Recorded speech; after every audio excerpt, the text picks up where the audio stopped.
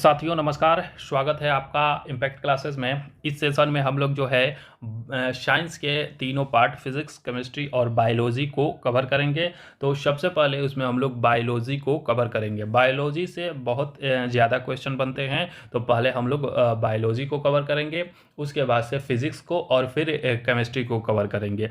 और ये जो सेशन होगा उसमें वन लाइनर क्वेश्चन को कवर किया जाएगा। और साथ ही साथ ये जो है बीएसएससी ग्रेजुएशन लेवल के लिए जो अभी वैकेंसी आने वाली है, बीएसएससी इंटर स्तरीय जिसकी वैकेंसी आ चुकी है, और साथ ही साथ बिहार एसआई और अन्य सभी जिसमें भी साइंस का पोर्शन पूछा जाता है उसके लिए बहुत ही इंपॉर्टेंट सेशन होने वाला है। तो बने रहिए हमारे चैनल के साथ। हमारे चैनल इम्पैक्ट क्लासेस को लाइक करिए, शेयर करिए और सब्सक्राइब करिए। आज हम लोग सबसे पहले देखेंगे जैव विकास, बायो एवोल्यूशन को हम लोग देखेंगे।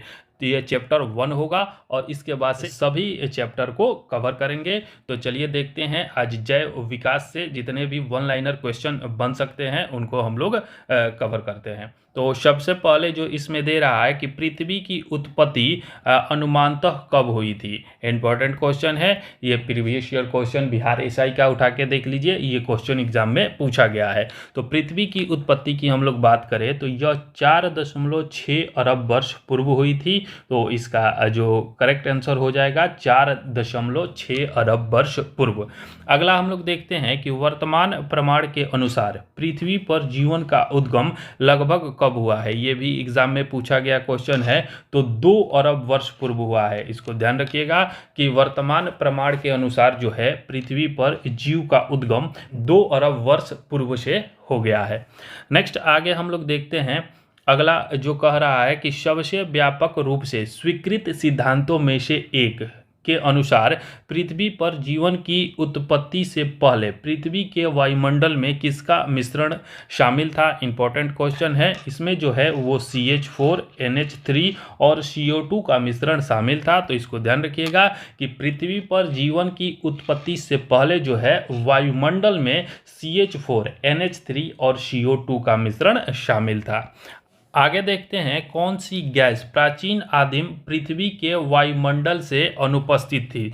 तो प्राचीन में हम लोग बात करें तो पृथ्वी के वायुमंडल में जो है वो ऑक्सीजन गैस नहीं थी। तो इसको ध्यान रखिएगा कि प्राचीन पृथ्वी के वायुमंडल में जो है ऑक्सीजन गैस O2 नहीं थी। आगे देखते हैं, नेक्स्ट कह रहा है कि आद्य वायुमंडल क्यों कम हो रहा है। तो वायुमंडल के कम होने का कारण जो है वो हाइड्रोजन परमाणु में कमी के कारण जो है वायुमंडल कम हो रहा है। नेक्स्ट है कि पृथ्वी पर सबसे पुराना जीव कौन सा है। इंपॉर्टेंट क्वेश्चन है। पृथ्वी पर सबसे पुराने जीव की हम लोग बात करें तो यह नीलहरित शैवाल है, सबसे पुराना जीव है। अगला है कि जीवन की उत्पत्ति का सबसे आधुनिक सिद्धांत कौन सा है। यह भी इंपॉर्टेंट क्वेश्चन है, बहुत सारे एग्जामों में पूछा जाता है कि जीवन की उत्पत्ति का सबसे आधुनिक सिद्धांत जो है वो रासायनिक उद्विकास का सिद्धांत है। नेक्स्ट हम लोग देखते हैं आगे जो दिया गया है कि जीवन की उत्पत्ति का रासायनिक उद्विकास का सिद्धांत किसने प्रस्तुत किया था। तो ये जो सिद्धांत है AI ओपेरिन के द्वारा दिया गया था। इंपॉर्टेंट है, इसको ध्यान रखिएगा कि रासायनिक उद्विकास का सिद्धांत जो है AI ओपेरिन के द्वारा दिया गया था। अगला है कि जीवन की उत्पत्ति नामक पुस्तक के लेखक कौन है। तो ये ओपेरिन ही है, इन्हीं के द्वारा जो है वो जीवन की उत्पत्ति ओरिजिन ऑफ लाइफ नामक पुस्तक लिखी गई है। आगे देखते हैं कि जैव विकास परिकल्पना का पहला तर्कसंगत सिद्धांत किसने प्रस्तुत किया था। तो ये लैमार्क के द्वारा 1809 में प्रस्तुत किया गया था। चलिए नेक्स्ट आगे हम लोग देखते हैं, आगे कह रहा है कि लैमार्क का सिद्धांत क्या कहलाता है। तो यह लैमार्कवाद कहलाता है। लैमार्कवाद सिद्धांत किस पर आधारित है। तो यह बड़े होने की प्रवृत्ति, वातावरण का सीधा प्रभाव, अंगों का उपयोग या अनुप्रयोग का प्रभाव और उपार्जित लक्षणों की वंशागति पर यह आधारित है। तो इसको ध्यान रखिएगा, ये इंपॉर्टेंट हो जाता है। लैमार्कवाद का जो सिद्धांत है वो बड़े होने की प्रवृत्ति, वातावरण का सीधा प्रभाव, अंगों का उपयोग या अनुप्रयोग का प्रभाव और उपार्जित लक्षणों की वंशागति पर यह आधारित है। नेक्स्ट आगे है उपार्जित लक्षणों की वंशागति सिद्धांत किसे कहा जाता है। तो ये अभी हम लोगों ने पढ़ा कि ये जो सिद्धांत है वो लैमार्कवाद के सिद्धांत पर आधारित है। उपार्जित लक्षणों के वंशागति का जो सिद्धांत है वो लैमार्कवाद के सिद्धांत को भी कहा जाता है। लैमार्क की पुस्तक का नाम क्या है, ध्यान रखिएगा, फिलोसॉफिक जूलॉजिक। ध्यान रखिएगा कि फिलोसॉफिक जूलॉजिक जो है वो लैमार्क की पुस्तक है, तो इसको आप लोग बिल्कुल ध्यान में रखिएगा। फिलोसॉफिक जूलॉजिक जो है वो लैमार्क की पुस्तक है। आगे देखते हैं कि जैव विकास इवोल्यूशन को सर्वप्रथम किसने समझाया था। तो ये लैमार्क के द्वारा ही समझाया गया था 1809 ईस्वी में। कौन एक अंग्रेजी प्रकृतिवादी भूवैज्ञानिक और जीव विज्ञानी थे जो विकास के संबंधित विज्ञान में उनके योगदान के लिए जाने जाते हैं। तो ये चार्ल्स रॉबर्ट डार्विन थे। डार्विन जो थे ये एक भूवैज्ञानिक थे, प्रकृतिवादी थे और जीव विज्ञानी थे, और विकास के संबंधित विज्ञान में इनके योगदान के लिए इन्हें जाना जाता है। चार्ल्स रॉबर्ट डार्विन थे। नेक्स्ट आगे देखते हैं डार्विन के बारे में और कुछ देखते हैं। जैविक विकास का प्राकृतिक चयन सिद्धांत किसने प्रस्तुत किया था। तो ये जो है चार्ल्स डार्विन के द्वारा प्रस्तुत किया गया था। विकासवाद का सिद्धांत, ध्यान रखिएगा, इंपॉर्टेंट क्वेश्चन है, बहुत सारे एग्जाम में पूछा जाता है कि विकासवाद का सिद्धांत किसने प्रतिपादित किया था। तो ये जो है डार्विन ने, चार्ल्स डार्विन ने किया था 1859 ईस्वी में। विकासवाद का सिद्धांत चार्ल्स डार्विन ने 1859 में दिया था। नेक्स्ट आगे हम लोग देखते हैं, आगे कह रहा है कि प्रसिद्ध विकासवादी चार्ल्स डार्विन ने अपनी किस पुस्तक में अपने सिद्धांत का प्रतिपादन किया है। तो ये भी इंपॉर्टेंट क्वेश्चन है, ये डायरेक्ट बुक पूछता है कि प्राकृतिक चुनाव द्वारा जातियों की उत्पत्ति, प्राकृतिक चुनाव द्वारा जातियों की उत्पत्ति जो है इसके लेखक चार्ल्स डार्विन है। ये 1859 में इनके द्वारा लिखा गया था। नेक्स्ट आगे हम लोग देखते हैं कि ये जो डार्विन का सिद्धांत है, प्राकृतिक चयन सिद्धांत, किस पर आधारित था। तो ये जो था जीवों में प्रचुर संतानोत्पत्ति की क्षमता, जीवन संघर्ष, विभिन्नताएं और इसकी वंशागति, योग्यतम तथा आजीविता अथवा प्राकृतिक चयन पर यह आधारित थी। नेक्स्ट आगे हम लोग देखते हैं, आगे कह रहा है कि डार्विन द्वारा प्रस्तुत प्राकृतिक वर्ण किस पर आधारित था। तो ये जो है over production, struggle for existence and variations एवं सर्वाइवल ऑफ द फिटेस्ट पर यह आधारित था। नेक्स्ट हम लोग देखते हैं, नेक्स्ट कह रहा है कि प्रजातियों की संख्या बनाए रखने और उनकी विलुप्तता को रोकने के लिए क्या आवश्यक है। तो यह प्रजनन आवश्यक है, इंपॉर्टेंट है, इसको ध्यान में रखिएगा। विकास का मुख्य कारण क्या है। तो यह प्राकृतिक वर्ण है। विकास का मुख्य कारक जो है वो प्राकृतिक वर्ण है। नेक्स्ट देखते हैं कि जीवों द्वारा जीने के लिए और अधिक वंश वृद्धि के लिए बेहतर अनुकूलित वातावरण बनाने की क्रिया को क्या कहते हैं। तो यह प्राकृतिक चयन कहते हैं। ध्यान रखिएगा कि प्राकृतिक चयन किसे कहते हैं। तो जीवों के द्वारा जीने के लिए और अधिक वंश वृद्धि के लिए बेहतर अनुकूलित वातावरण बनाने की प्रक्रिया को प्राकृतिक चयन कहा जाता है। तो इसको आप लोग ध्यान रखिएगा। आगे देखते हैं कि जैव विकास के संदर्भ में सांपों में अंगों का लोप होने को किस प्रकार स्पष्ट किया जाता है। तो अंगों के उपयोग तथा अनुप्रयोग किए जाने से इसको स्पष्ट किया जाता है। डार्विन के अनुसार जिस अंग का उपयोग नहीं किया जाता है वो धीरे धीरे विलुप्त हो जाती है।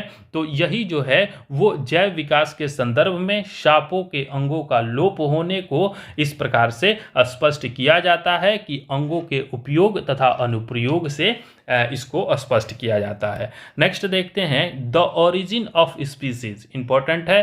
द ओरिजिन ऑफ स्पीसीज पुस्तक किसने लिखी है। तो यह डार्विन के द्वारा लिखा गया है। नेक्स्ट देखते हैं आगे क्या कह रहा है कि जैविक विविधता का आधारभूत स्रोत क्या होता है। तो उत्परिवर्तन, जैविक विविधता का आधारभूत स्रोत उत्परिवर्तन होता है। नेक्स्ट है कि विकास के उत्परिवर्तन सिद्धांत का प्रतिपादन किसने किया था। इंपॉर्टेंट है, विकास के उत्परिवर्तन सिद्धांत का प्रतिपादन जो है ह्यूगो डी ब्रिज ने किया था। बहुत सारे एग्जाम में यह पूछा जाता है कि उत्परिवर्तन का सिद्धांत किसने दिया था। तो ह्यूगो डी ब्रिज ने दिया था।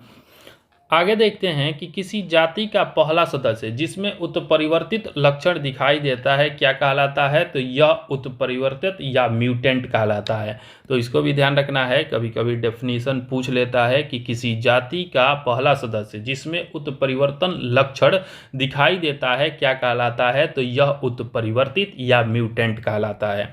आगे देखते हैं कि वह कौन सा विचार है कि नई प्रजातियों का विकास उसके परिभाषित परिवर्तन के अनुसार होगा, तो यह उत्परिवर्तन है। नेक्स्ट है कि विकासवादी संबंधों में प्रमाण कौन प्रदान करता है, तो यह जीवाश्म प्रदान करता है। विकासवादी संबंधों में प्रमाण जो है यह जीवाश्म प्रदान करता है। नेक्स्ट आगे देखते हैं, लाखों वर्षों से आदिम जीवों में क्रमिक परिवर्तन के अनुक्रम है, किसके कारण स्वरूप नई प्रजाति का गठन होता है, तो यह जो है क्रमागत उन्नति के कारण इसका गठन होता है। नेक्स्ट देखते हैं, किसे पादप एवं जंतुओं के बीच संयोजक कड़ी माना जाता है, तो यह यूग्लिना को माना जाता है। इंपॉर्टेंट है, इसको ध्यान रखिएगा कि यूग्लिना जो है उसे पादप पेड़ पौधे और जंतुओं के बीच संयोजक कड़ी के रूप में माना जाता है। आगे नेक्स्ट हम लोग देखते हैं, नेक्स्ट कह रहा है कि किसे एनिलिडा और मोलास्का के बीच के कड़ी माना जाता है, तो नियोपिलाइना जो है इसे मोलास्का और एनिलिडा के बीच का कड़ी माना जाता है। किसे सरीसृप तथा पक्षियों के बीच का कड़ी माना जाता है, तो ये आर्कियोप्टेरिक्स को माना जाता है। आर्कियोप्टेरिक्स को जो है वो सरीसृपों और पक्षियों के बीच की कड़ी माना जाता है। आर्कियोप्टेरिक्स की हम लोग बात करें, जो ये क्या होता है, तो ये जुरासिक युग का सर्व पुरातन पक्षी है। ये जो है आर्कियोप्टेरिक्स जो है वो जुरासिक युग का सर्व पुरातन पक्षी है। नेक्स्ट आगे हम लोग देखते हैं, नेक्स्ट क्या कह रहा है कि किसे सरीसृपों तथा स्तनियों के बीच की कड़ी माना जाता है, तो एकीडना और प्लेटिपस, एकीडना और प्लेटिपस को सरीसृपों और स्तनियों के बीच का कड़ी माना जाता है। अंडे देने वाला स्तनपायी कौन है, तो यह प्लेटिपस है। इसको ध्यान रखिएगा, प्लेटिपस जो है ये अंडे देने वाला स्तनपायी है। नेक्स्ट है कि जीवधारियों में नई प्रजाति का क्रमिक विकास करने की संभावना क्यों अधिक है, तो यह जो है द्विवर्ण अणुओं के विभाजन के कारण सर्वाधिक है। जीवधारियों में नई प्रजाति का क्रमिक विकास करने की संभावना अधिक है क्योंकि द्विवर्ण अणुओं के विभाजन के कारण यह सर्वाधिक है। नेक्स्ट है कि जिन अंगों की मूल संरचना भिन्न होती है लेकिन देखने में एक जैसे होते हैं और उनके कार्य भी समान होते हैं, उन्हें क्या कहा जाता है, तो ये समरूप अंग कहा जाता है। इंपॉर्टेंट है, एग्जाम में पूछा जाता है। समरूप अंग, समजात अंग क्या कहलाते हैं, तो समरूप अंग जो है जिन अंगों की मूल संरचना भिन्न हो लेकिन देखने में एक जैसे होते हैं, उनके कार्य भी समान होते हैं, उन्हें समरूप अंग कहा जाता है। नेक्स्ट आगे हम लोग देखते हैं कि लॉबस्टर की पूंछ और व्हेल के फाल क्या है, तो ये समरूप अंग है। समरूप अंग अभी हम लोगों ने पढ़ा कि वो संरचना जो होते हैं उनकी अंगों की मूल संरचना भिन्न होती है, अलग होती है, लेकिन देखने में एक जैसे होते हैं और उनके कार्य भी समान होते हैं। तो लॉबस्टर के पूंछ और व्हेल के फाल जो है वो संरचना में भिन्न है लेकिन देखने में एक जैसे हैं और उनके कार्य भी समान है, तो इसीलिए ये जो है वो समरूप अंग हो गए। नेक्स्ट आगे देखते हैं, वैसे अंग जिनकी मौलिक संरचना तो एक समान होती है परंतु उनके द्वारा किए जाने वाला कार्य भिन्न होता है, वे क्या कहलाते हैं, तो यहाँ देखिए मौलिक संरचना जो है वो एक समान होती है और कार्य भिन्न होता है, तो ये समजात अंग कहलाते हैं। वही मौलिक संरचना भिन्न हो जाए और कार्य एक समान हो जाए तो वह समरूप अंग कहलाएंगे। तो इसको ध्यान में रखिएगा, ये डेफिनेशन एग्जाम में पूछा जाता है। नेक्स्ट आगे हम लोग देखते हैं, आगे कह रहा है कि किस युग के दौरान विशालकाय सरीसृप डायनासोर फूले फले थे, तो ये जो थे वो मेसोजोइक युग में थे। इंपॉर्टेंट है, ये भी एग्जाम में पूछा जाता है कि सरीसृप विशालकाय सरीसृप डायनासोर किस युग में थे, तो ये जो थे वो मेसोजोइक युग में थे। नेक्स्ट देखते हैं कि लगभग 65 मिलियन वर्ष पहले डायनासोर किस अवधि के अंत में विलुप्त हुए थे, तो यह क्रिटेशियस युग में आकर ये समाप्त हो गए थे। मैमथ किसके पूर्वज है, इसको ध्यान रखिएगा। ये भी पूछा जाता है मैमथ जो है वो हाथी के पूर्वज है, तो इसको भी ध्यान रखिएगा। चलिए आगे हम लोग देखते हैं आगे क्या कह रहा है कि जीवों के विकास इवोल्यूशन के संदर्भ में सही अनुक्रम पूछ रहा है। तो सैलामेंडर, उसके बाद से अजगर, तब कंगारू। इसका जो सही क्रम हो जाएगा इवोल्यूशन का वो हो जाएगा सैलामेंडर, अजगर, तब कंगारू। आगे देखते हैं किस महाकल्प को स्तनधारियों के महाकल्प के रूप में जाना जाता है। तो यह नूतन जीवी महाकल्प को जो है वो स्तनधारियों के महाकल्प के रूप में जाना जाता है। नेक्स्ट आगे हम लोग देखते हैं, आगे कह रहा है कि मानव विकास का अध्ययन यह इंगित करता है कि हम सभी एक ही प्रजाति से संबंधित है। जो कहाँ से विकसित हुए थे, तो मानव जो है सर्वप्रथम विकसित हुआ था वो अफ्रीका महादेश से विकसित हुआ था। तो इसका जो ध्यान में रखने वाली बात है कि अफ्रीका जो है इसका सही जवाब हो जाएगा। नेक्स्ट हम लोग देखते हैं कि मनुष्य की अनुवांशिकी का पता कहाँ से लगाया जा सकता है। तो ये अफ्रीका से लगाया जा सकता है। अगला है कि होमो सेपियंस के रूप में वर्गीकृत किए जाने वाले प्रारंभिक होमोनाइड्स कौन थे। तो ये क्रो मैग्नन थे। प्रारंभिक होमोनाइड्स जो थे वो क्रो मैग्नन थे। आगे हम लोग देखते हैं नेक्स्ट जो कह रहा है कि आधुनिक मनुष्य के हाल के पूर्वज कौन है।